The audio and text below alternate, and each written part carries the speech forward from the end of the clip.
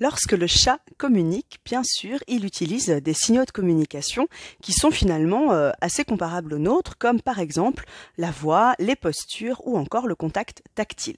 Alors concernant la voix, en fonction de ses vocalisations, donc des ronronnements, des feulements, des miaulements, des grognements, etc., il va pouvoir indiquer son bien-être, sa peur ou encore sa disponibilité sexuelle.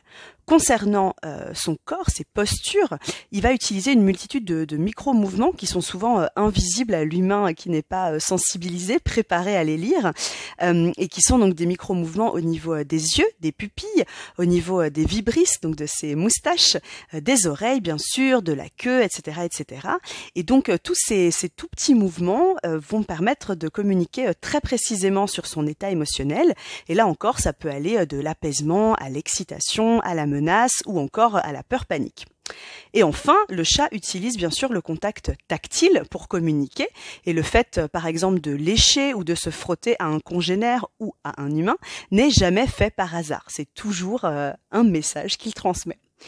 Mais ça serait trop simple si ça s'arrêtait là. Le chat, évidemment, communique avec tout un tas de comportements que l'humain qualifie généralement de gênants, voire d'indésirables, comme le fait d'uriner ou de griffer l'environnement. En effet, rares sont les gens qui, en rentrant et en découvrant leur canapé lacéré, se disent « Oh cool, le chat avait un message à passer ».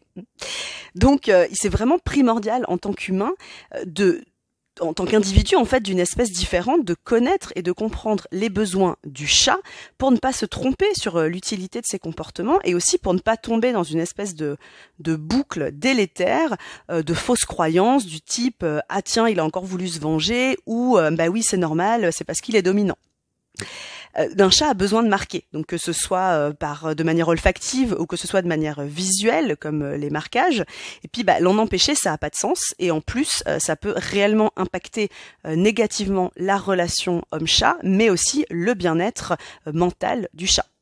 Donc on le voit, vivre avec un animal d'une espèce différente, ça implique pas mal de remises en question et d'adaptation potentielle de son mode de vie et de son lieu de vie pour permettre à l'autre espèce de vivre conformément à ses instincts, conformément à ses besoins.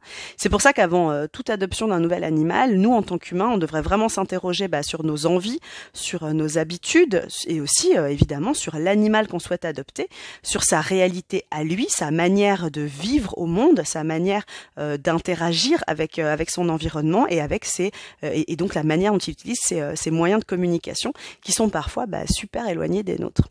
On clôture aujourd'hui ces petites vidéos sur la communication. Demain, on change complètement de sujet une fois de plus.